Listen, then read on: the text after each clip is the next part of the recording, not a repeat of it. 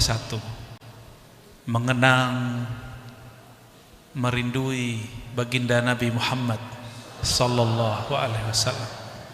Rindu yang tidak pernah bertepuk sebelah tangan adalah rindu kepada Rasulullah sallallahu alaihi wasallam. Maka rinduilah dia, sebutlah namanya sesuka hati. Dia akan langsung menyebut nama kita. Kalau bukanlah karenanya kita tidaklah mengenal Allah. Kalau bukanlah karenanya kita masih nyembah patung, nyembah pohon, nyembah matahari. Alhamdulillah, karenanya lah kita berkumpul pagi ini. Maka salah satu hal yang pantas dilakukan oleh seorang pecinta, tanda terima kasihnya, tidak hanya mengikuti ajarannya secara formal, tapi juga menghidupkan rasa cinta kepadanya. Maka dalil maulid bukan A, B, C, D. Dalil maulid, kalimat yang ada di situ, mahabbah, cinta kepada Rasulullah sallallahu alaihi wasallam. Kita tidak menuduh orang yang tidak maulid tidak cinta, tapi mungkin cara mencintainya berlainan. Meskipun mereka menganggap kita ini pembid'ah, tidak masalah. Para pecinta yu'mi wa yusim, telinganya akan ditulikan dari kata-kata negatif, pandangannya akan dia butakan dari objek-objek yang buruk. Cinta sama Rasulullah sallallahu alaihi wasallam, ya sudahlah, biarin aja orang ngomong bid'ah, kita kan punya dalil sendiri, ya. Bapak Wakil Bupati yang dimuliakan Allah, semoga dianugerahi amanah dan keadilan di dalam kalbunya. Umara kalau mau jadi wali, wiridnya dua itu. Amanah adalah, amanah keadilan. Itu wiridnya. Kalau wirid kami ngaji kitab, baca aurat, baca zikir, khataman. Tapi wiridnya para umara, siapapun yang berkhidmat memimpin negeri ini, semua perangkatnya sampai ke Pak RT-nya, semoga diberikan amanah dan keadilan. Amin ya rabbal alamin. Dan saya melihat kayaknya Pak Wabub nih juga santri nih. Nyebut kitab-kitab fasih bener ya. Ngalah-ngalahin saya nih. Beberapa waktu lalu saya dihubungi oleh sahabat saya, Ajengan Dadan, ya, barakallahu fikum. Beliau dengan rendah hati mau datang ke tempat kami. Ternyata ini menjadi awal silaturahim kami ke negeri Jawara. Ini Jawara hakiki apa Jawara kependekan ini? Jadi takut kesini nih tadi. Apa Jawa? Gitu deh ya. Semoga sesuai dengan doanya. Amin ya rabbal alamin. Saya bawa kitab, meskipun hadisnya sudah sering dibaca, cuma ingin dapat berkahnya. Ya, mohon disimak. Bismillahirrahmanirrahim. Ini kitab Imam Al-Baihaqi. Qala akhbarana Abu Bakar Ahmad bin Hasan Al-Qadi. Mengajarkan kepada kami Imam Abu Bakar Ahmad bin Hasan Al-Qadi. Ini ahli hadis, dulu nggak bisa langsung ke Rasulullah. Setiap kali menyebut hadis mesti menyebut nama gurunya. Maka zikru asma'i syuyukh minas sunnah. Menyebut nama guru itu sunnah. Walaupun orang yang ngaku sunnah hari ini mengatakan tidak ada kata guru, langsung kata Allah dan Rasulnya. Bagaimana mau kenal Allah dan Rasul kalau tidak kenal guru? Jadi menurut kami yang belajar hadis, alhamdulillah saya ngaji hadis belum lama, dari tahun 2004. Khatam kitab, khatam ini ada adik kelas saya, ya, Ustadz Agus ini. Ini ahli hadis. Silakan diperes ilmu hadisnya. Ya. Kalau ada fatwa-fatwa butuh hadis, tanya riwayatnya sahih atau tidak, nih ngerti. 5 menit beres sama dia hadisnya. Nanti keluar statusnya sahih, tidak sahih. Insya Allah. Khatam itu 4 hadis, 4 kitab, 6 kitab malah. Dari 2004 sampai sekarang saya khidmat untuk menyebarkan hadis-hadis Nabi Muhammad sallallahu alaihi wasallam. Maka saya maulid tiap hari, Pak. Saya maulid tiap hari. Ya, kalau formalnya mungkin di sini sekali setahun. Tapi mau nggak tempat ini lebih diberkahi? Ya, terutama kepada para pemimpin. Nggak usah pikirin dana sendiri, kan ada Basnas, Pak. Ya. Ini pesan dari masyayikh saya banyak sekali, bukan satu dua. Jika ingin negerimu diberkahi, maka sebarkan nama Nabi Muhammad dalam bentuk maulid mulai dari awal Rabiul Awal sampai puncaknya tanggal 12. Walaupun formalnya nanti kita buat, jadi dibuat mungkin di rumah siapa, secara resmi dibuka oleh pemerintah. Mau nanti ya Pak Wabub ya, tahun depan masih mimpin Pak Wabub, tahun depan insya Allah semoga dipanjangkan umur. Mulai malam pertama di tempat tinggalnya kah, di tempat Pak Bupati kah, atau di tempat siapa, yang penting pemimpin resmi.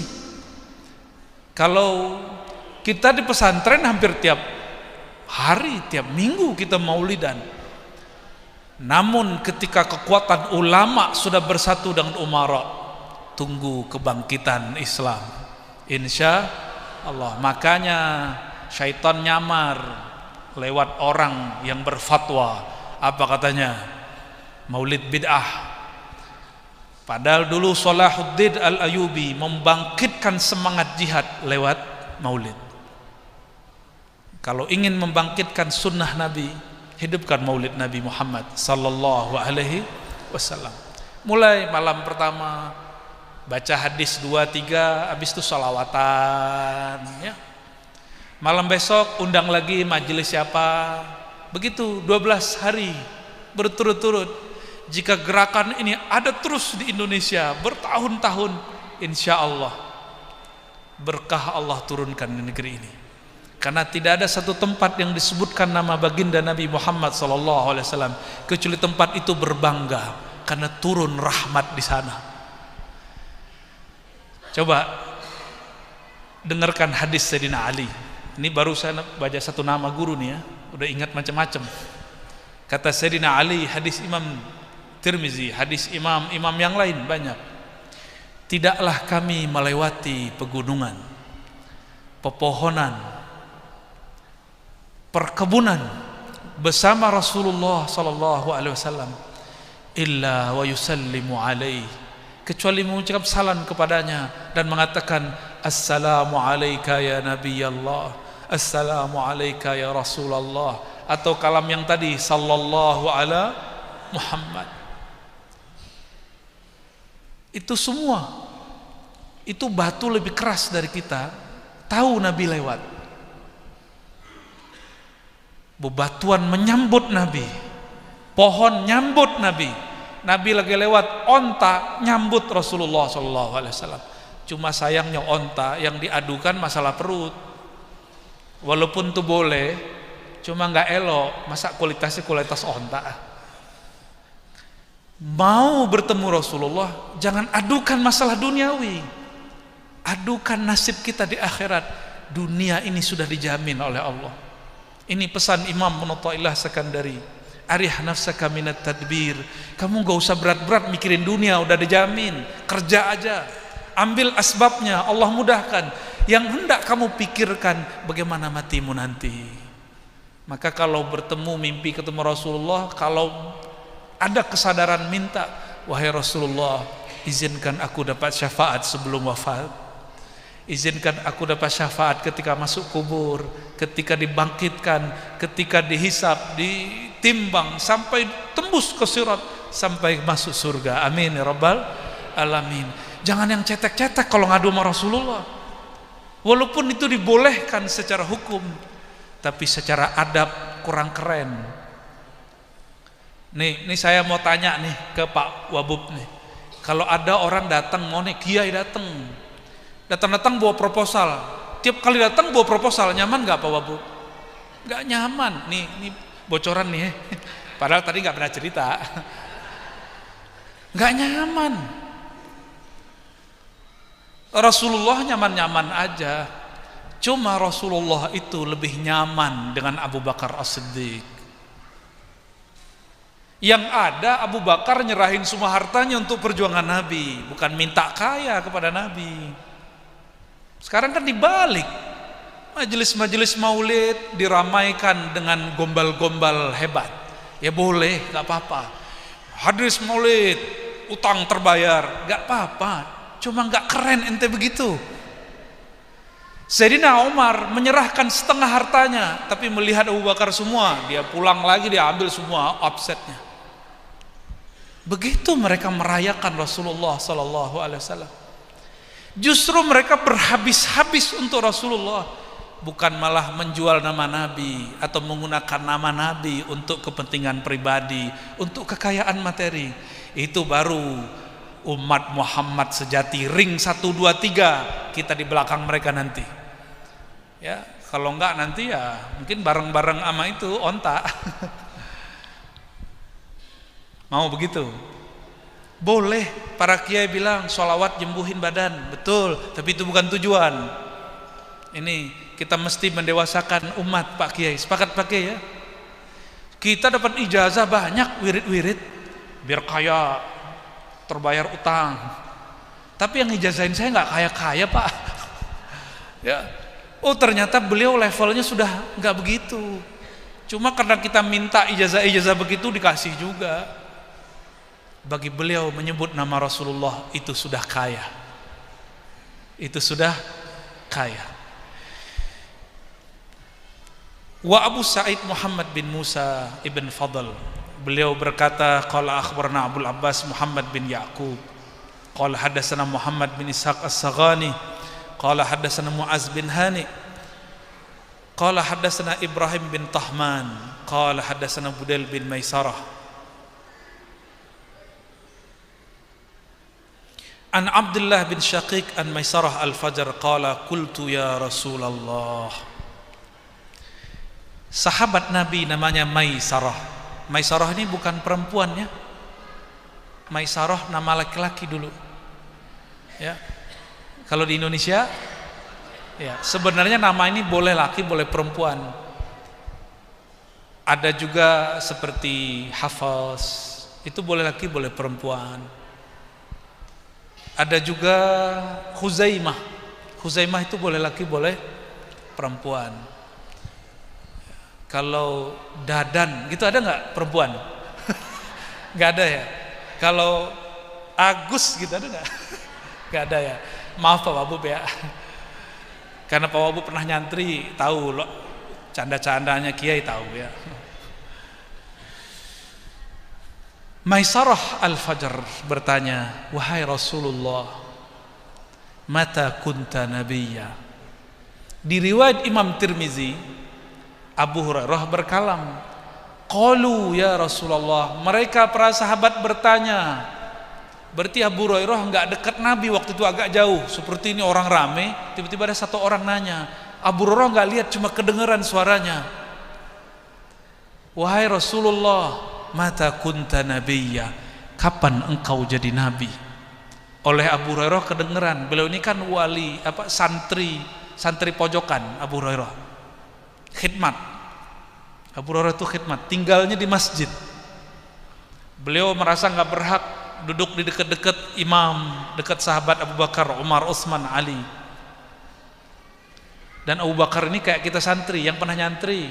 Kalau Pak Wabu pernah nyantri, walaupun duitnya banyak, orang tuanya kaya, jika ada yang bawa makanan, berebut nggak? Nikmat jadi santri itu.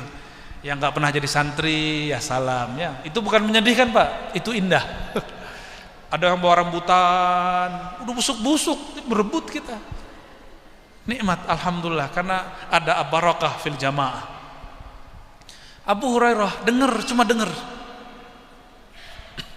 Maka Abu Hurairah dalam hadis Imam Tirmizi mengatakan, qalu, ada orang berkata, mereka berkata, wahai Rasulullah, kapan engkau jadi nabi? Ternyata oleh Imam Baihaqi ditemukan riwayatnya dari Abdullah bin Syaqiq dari Maisarah al-Fajr. Orang yang nanya siapa? Maisarah. Ada namanya Maisarah? Ada namanya Maisarah? Sarah ada enggak? Maisarah al-Fajr. Pertanyaannya berat. Ini pertanyaan kelas kelas intelektual, spiritual. Jadi ini bukan sahabat seperti tadi, ya, onta datang urusan perut. Ini sahabat nggak nanya begitu. Nggak seperti sahabat Badui, datang ke Nabi nantang, kalau ente betul Rasulullah, pindahin tuh pohon, panggil pohon. Itu orang Badui. Ini bukan Badui. Orang Badui tidak terpelajar, tapi mereka cinta kepada Rasulullah sallallahu alaihi wasallam. Sedangkan ini dia terpelajar. Orang-orang terpelajar di zaman itu penasaran, hakikat Nabi itu siapa sebenarnya? Kapan beliau jadi Nabi? Kok namanya sudah ada di kitab-kitab terdahulu? Salman Al-Farisi itu umurnya panjang, umurnya lebih dari 200 tahun. Imam Zahabi menyebutkan dua riwayat, 350 tahun, 250 tahun. Kalau 300 kepanjangan, ketuaan, saya ambil yang paling kecil, 250 tahun. Pernah beragama Majusi, pernah jadi Yahudi, mempelajari kitab Yahudi, bukan jadi Yahudi, dan pernah mempelajari Bible. Apa kata Salman Al-Farisi? Aku dikabarkan guruku oleh gurunya yang terakhir, wahai Salman, pergilah engkau ke negeri yang banyak pohon kurmanya, yaitu Yathrib. Ini zamannya orang yang disebutkan dalam kitab suci kita telah muncul. Itu Salman kerja, duitnya banyak. Ini jahatnya orang Badui nih. Jadi orang Arab gak semuanya baik, Pak. Walaupun hidungnya mancung, jenggotnya Masya Allah, wajahnya gak ada apa-apanya, wajah Ar-Razi ya. Jadi gak usah cemburu Pak MC ya. Salman kemudian minta izin kepada gurunya. Gak lama gurunya meninggal. Dia carilah karavan-karavan orang Arab, kabilah-kabilah Arab, kafilah-kafilah yang sedang berdagang di Syam. Dapatlah satu rombongan. Dia tanya, kamu dari mana? Oh, saya dari Arab. Kamu tahu Yathrib nggak? Tahu, itu tempat lewat saya itu. Ya udah, saya mau numpang, mau ikut kamu. Kata yang orang Arab Badui ini, oh boleh, itu mah syarat.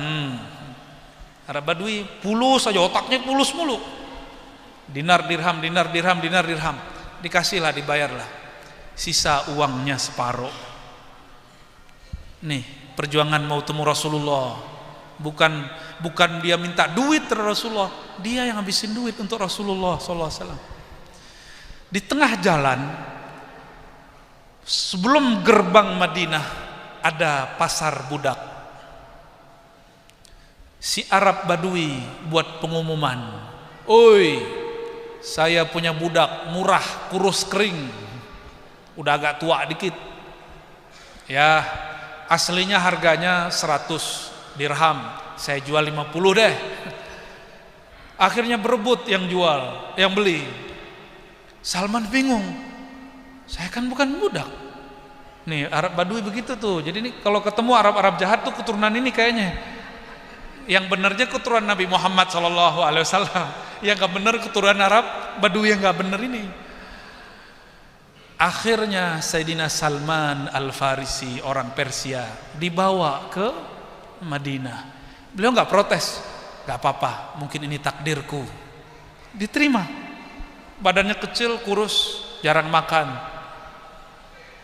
Disuruh kerja sama tuannya. Setiap kali kerja dia dapat duit. Dia tabung.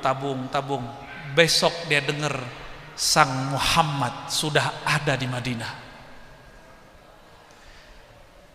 Dia ingat-ingat gurunya ngomong di dalam kitab suci kita, Sang Muhammad menolak sedekah, menerima hadiah. Kalau Pak Kiai nerima dua-duanya ya. Bener Pak Kiai ya? Bukan Habib, bukan Sayyid juga. Walhasil dia tabungannya dia buka, belum banyak. Dia ambil, dibeli roti yang paling enak. Lalu dia cari tahu di mana Rasulullah tinggal. Ternyata Rasulullah tinggal di dekat masjid, di rumah Abu Ayyub Al-Ansari. Ternyata Rasulullah masuk ke Madinah, itu onta nggak mau turun. nggak mau berhenti. Semua gang mengatakan, semua kabilah mengatakan, wahai Rasulullah, tinggallah di komplek kami, tinggallah di kampung kami bangunkan rumah, kami bangunkan masjid. Apa kata Nabi Muhammad sallallahu alaihi wasallam? Da'hu, biarkan kendaraanku, ontaku, fa innahu ma'murun, karena dia sedang diperintah oleh Allah. Mau berhenti di mana? Tahu-tahu diberhenti di kampung horor. Berhentinya di depannya ada kuburan tua, kuburan orang musyrik. Tanah di sampingnya milik keluarga Abu Ayyub Al-Ansari. Kok kuburan tua? Karena tanahnya tidak ada yang minat. Jadi Nabi ini kalau bangun masjid di tanah yang tidak konflik, ini pesan buat para kiai, bangun pesantren jangan di tanah konflik. Seperti Rasulullah Sallallahu Alaihi Wasallam, ya. Jangan nafsu sama tanah. Rasulullah ditawarkan tanah berhektar-hektar, nggak minat beliau, tanah nggak bisa dibawa. Akhirnya baginda Nabi Muhammad SAW bangun masjid kecil di bekas kuburan tua. Itu kuburan dipinggir-pinggirkan, digali, dipindahkan. Rasulullah tinggal di rumah Abu Ayyub Al-Ansari untuk sementara waktu sampai kamarnya jadi. Salman Al-Farisi minta izin masuk ke rumah beliau. Dibawa. Apa kata Salman? Wahai Muhammad, masih nguji, belum ya Rasulullah. Hei Muhammad, ini hadiah dari Al-Fakir Salman. Di samping Rasulullah ada Abu Bakar As-Siddiq. Waktu itu belum rumah Abu Ayyub sebenarnya. Langsung digeser. Padahal Rasulullah juga seorang manusia, butuh makan. Langsung digeser. Kul ya Abu Bakar, makanlah wahai Abu Bakar. Kata Salman, checklist 1. Wah, ini calon nabi, bener. Jadi Salman ini orang ilmiah. Orang-orang ilmiah baru percaya kalau sesuai indikator ilmunya. Pertama, tidak terima hadiah, tidak terima sedekah. Besok beberapa hari lagi dia datang lagi, nabung, terkumpul duit, dia bawa makanan paling enak. Wahai Muhammad, ini hadiah dari Al-Fakir Salman. Langsung Nabi ambil cowel, dimakan. Bismillah. Selesai Nabi makan, Salman matanya berkaca-kaca, tangannya langsung yamuddu yadai. Faqala ashhadu annaka Rasulullah. Betapa bahagianya Salman, orang yang dia cari beratus tahun ada di hadapannya, makan hadiah darinya. Dia mengatakan, asyhadu, aku bersaksi engkau benar-benar Nabi Muhammad sallallahu alaihi wasallam. Rasulullah itu ayahanda ruh. Kalau kita lama tidak bertemu orang tua, rindu enggak? Bahkan banyak ini bapak-bapak yang sudah yatim nih ya. Udah yatim, Pak. Tahu-tahu mimpi ketemu ayahanda, ibunda, nangis enggak? Nangis kita. Bagaimana Salman ruhnya terhubung kepada ruh Rasulullah, bertemu Rasulullah, air matanya berkaca-kaca. Pulang dia terharu. Dia cukup gak perlu lama-lama dia bersama Rasul. Karena dia masih bekerja, dia masih status budak. Dia nggak berontak dia kepada tuannya. Dia terima tuh takdirnya. Sampai kemudian dia nabung, berhasil. Di tahun berikutnya sudah menjadi laki-laki merdeka. Tidak lagi jadi budak. Maka dia berkhidmat untuk Rasulullah. Jadi yang saya tahu, sahabat-sahabat mulia yang akalnya sempurna, mereka bukan datang kepada Rasulullah minta utangnya dibayarkan, penyakitnya disembuhkan, kecuali 1-2 saja. Tapi sahabat-sahabat ring 1, ring 2, justru mereka menghabiskan uangnya untuk Rasulullah. Mereka bersakit-sakit berjuang untuk Rasulullah. Mau seperti mereka? Mau. Maka kita sisihkan harta kita sebagian untuk menghidupkan sunnah Nabi Sallallahu Alaihi Wasallam. Jadi saya harap kajian ini tidak hanya seremonial, sepakat, tapi di situ ada oleh-oleh kita bawa pulang. Tahun depan saya tunggu kabarnya. Ya, semoga hidup. Kalau perlu dibuat festival Maulid. 12 hari 12 malam. Ada Simtuduror, ada Maulid Barzanji, macam-macam. Ya, semua diingat, ya. Semoga diingat. Itu tempat-tempat yang disebut nama Allah, nama Rasulullah di langit terlihat seperti cahaya. Jika masjid ini disibukkan dengan festival nasyid, solawat, itu sahabat malaikat-malaikat yang ada di langit, mereka nanya, itu tempat apaan tuh? Nanti malaikat yang naik turun namanya muta'aqibun, malaikat siang malam, kasih tahu, oh itu orang solawatan di Masjid Al-Musabaqah Subang. Amin. Ya. Kalau nama kita tertera di situ, insya Allah berhak nama dapat syafaat Rasulullah SAW.